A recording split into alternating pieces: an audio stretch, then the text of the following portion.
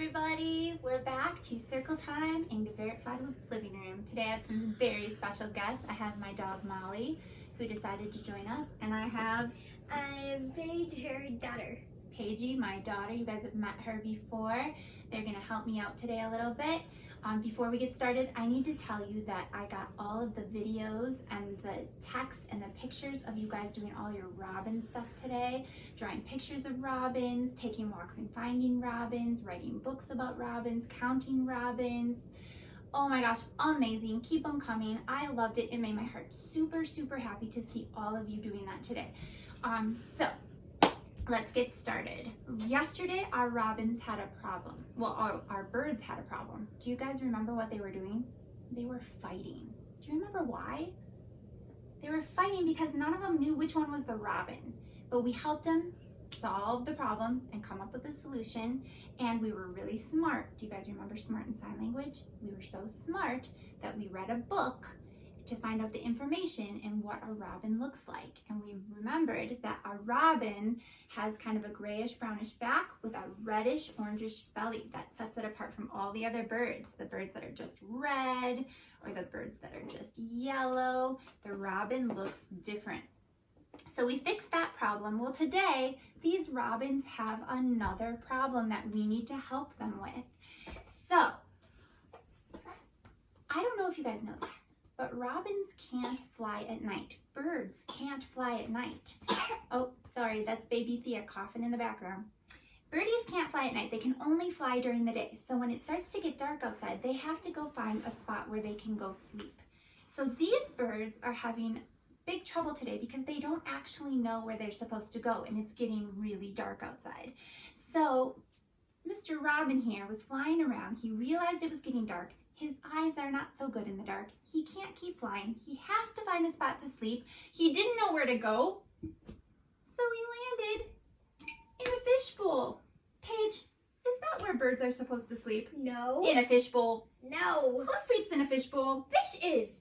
Fish sleep in a fishbowl. Excuse me, silly Robin. Could you please get out of the fishbowl? Sorry, I didn't know where to go. Oh my goodness. So then, this yellow bird was flying around, and he too realized it was getting dark. His eyes don't work in the dark. He's got to find a place to sleep. So he found the comfiest bed he could find with blankets and a pillow, and he cozied on up, and he fell right to sleep. Paige, is that where birds sleep? No. In a bed? No. Do they sleep in a bed, guys? They do not sleep in a bed, do they? No. Get out of that bed, you silly little bird. You don't sleep in a bed. But it was really comfortable. Still, you cannot sleep in a bed. That's the truth. You can't sleep in a bed. You gotta keep on looking. So let's put that bed away. Well then, this birdie, this hummingbird, was fluttering around. He too realized it's getting really dark. Gotta find a place to sleep.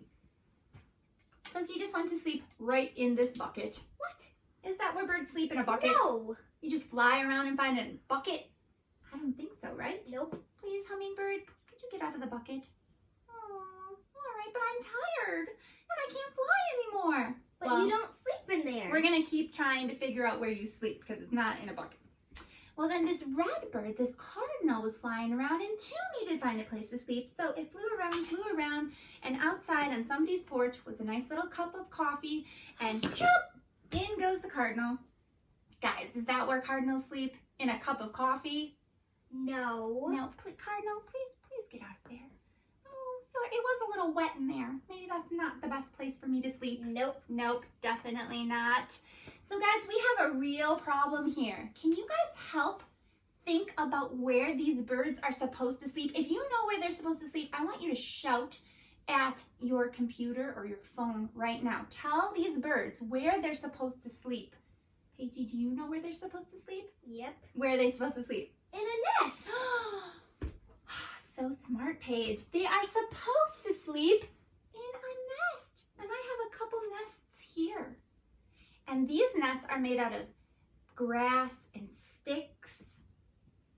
Maybe even a little bit of straw in this one. And somebody really blinged this nest out with some glitter. Looks beautiful. And even some like leaves on the side. So could you please tell these birds that they can go find a spot to sleep in the nest? Go find a spot to sleep in a nest. Thank you, Paige. Not anywhere else. Good gravy, these birds are silly. So they can get all nice and cozy in their nests. Hey, Paige, did you know that all birds make different kinds of nests? Really? They did. Do you want to read a book about it? Sure. Okay, cool. So this book is called Mama Built a Little Nest. And the author of this book is Jennifer Ward. She's the one who wrote the book. And the illustrator is Steve Jenkins. He's the one who drew all the pictures in this book. All right, Paige, I'm going to try not to hit you in the head. Okay. Molly, you just lay down. All right. Mama built a little nest inside a sturdy trunk. She used her beak to tap, tap, tap, the perfect place to bunk. So this bird built a nest inside of a tree. That's where this woodpecker built its nest. Mama built a little nest, a cup so wee and snug, with walls of moss and a roof of sky and silky cobweb rug. So these are hummingbirds, and they build a little tiny cozy nest in a tree like this. Kind of different than the woodpecker's nest in a tree. Mama built a little nest. Well, actually, she didn't. She found one that another bird made, and then she laid me in it. So this bird took another birdie's nest and laid her egg inside of it. See how this egg is different than these eggs? That's her egg, and these are somebody else's eggs. So she kind of stole that nest. And she is a cowbird. So cowbirds steal other people's nests, or other birdies' nests. Mama built a little nest. My daddy helped out too. They placed my egg upon his feet, and that's where I hatched and grew. So penguins don't actually even have nests. The daddy keeps the egg on his feet until the egg is ready to hatch. So that's the nest, is the daddy's feet. Can you imagine if you had to stay on your daddy's feet? That'd be kind of crazy, huh? Mama scraped a simple nest upon a craggy ledge. She tucked me safe within her wings until my time to fledge.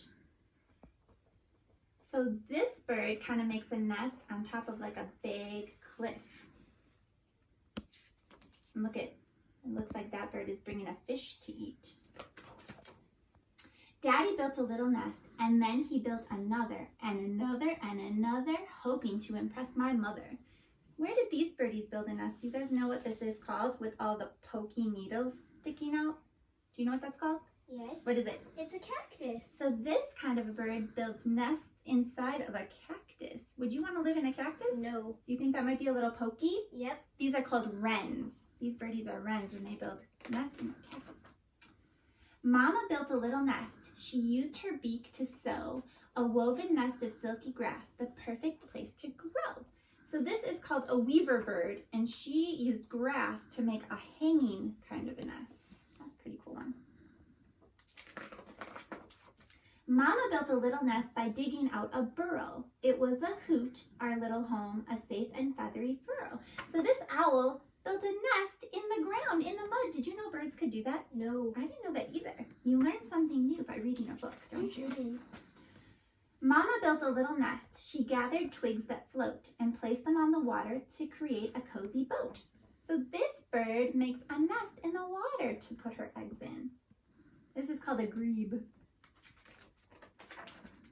Mama built a little nest. She made it on the ground. A simple nest, not very soft, with pebbles smooth and round. So this kind of a birdie is a shore bird, and it makes a nest out of the rocks on the ground. Not very comfortable, do you think? No, not my favorite. Daddy built a little nest. Now don't gross out with spit. Ugh. This bird uses its spit to make the nest. Ugh. Who would have thought that spit would make the perfect place to sit? Probably nobody. I wouldn't have thought that either, but this swiftlet bird uses spit to make a nest for its babies. That sounds kind of gross. Mama built a sealed nest within an old tree's hollow. My daddy left a little hole to pass her food to swallow. So this bird is called a hornbill, and they built a nest inside a hollow of a tree. Mama built a sturdy nest by stacking twigs up high, a breezy house upon a tree where talons blend with sky. So this eagle, this is a bald eagle, built a nest way up high in the sky, a really big, huge nest out of sticks. Mama built a little nest entirely out of mud. No feathery down, no soft green plants, just fuddy, muddy crud. So this is a big muddy nest for this bird. Do you guys know what kind of bird this is? Do you know what it is? No. Wait. Flamingo. Oh. Now I see it. Oh, we know these kind of birds. Guys, what is this? That's a robin. A robin, like we were learning about with that reddish, orangish belly and the grayish, brownish back. We have a nest. You have a nest, your very own, a place to rest your head with pillow soft and cozy thoughts. Ooh, that sounds kind of comfy. Your nest is called a bed. Ooh. So that's where you sleep, right? Mm-hmm. In a bed. All right, so I thought that maybe today you guys would like to make your own nest. You can use anything that you have at home. Use your imagination, get super creative. If you want to use a paper plate, if you want to use paper, if you want to go outside in your yard and find things that you could make a nest and glue together. Oh, that would be super fun. If you want to draw a nest, I decided that I would use a paper bag. So I took a paper bag and I kind of cut it down a little bit. I opened it up and then I kind of just rolled down the edges. And I rolled it and I rolled it and I rolled it and I rolled it. So this could be like a nest made out of mud. But Paige, what if I wanted to make it like a nest made out of sticks? What kind of details could I add to my nest? What do you think? What do you mean? Do you think like if I cut some of this brown paper into strips and kind of glued it on, it might look like sticks? Yeah. Okay, you want to work on that for me? Mm-hmm. I have some glue. And maybe while I keep talking, you could kind of glue the sticks around and it would look like sticks on the nest. Are we allowed to kind of bend them? Absolutely. So you work on that. Here's the scissors and some more paper. So Paige is going to continue to work on our nests here that we made. She's going to add some sticks to it. Maybe she could even find some dirt outside and glue some dirt on it. Make it look like a dirt and a stick nest. Or maybe even some grass she could glue on the sides. She could get really creative and use her imagination. Once she has her nest, what do you think goes in that nest?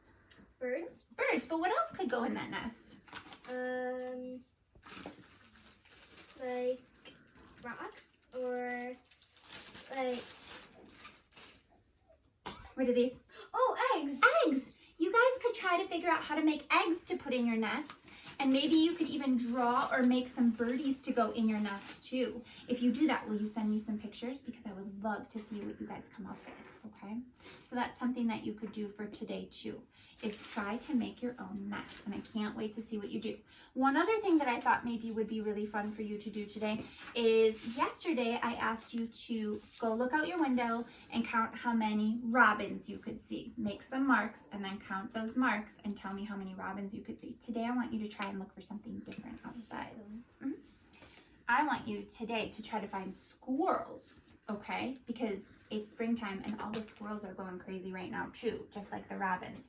So you could write squirrel at the top of your paper. What does squirrel start with? What letter is that?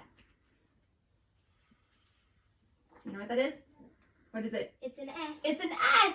Do you think you know anybody in our class that might start with an S? Sammy and Simon both start with the same letter as a squirrel. So you could write S, and then you could write Q, U, I, R, R, E, L. So you could write squirrel on the top of your paper. You could have a grown-up help you write it or write it for you, and then you could copy it onto another piece of paper. And then make marks. If you see a squirrel, make a mark. If you see another squirrel, make a mark. If you see another squirrel, make a mark. And count up how many squirrels you see. And see if you saw more squirrels today or more robins yesterday.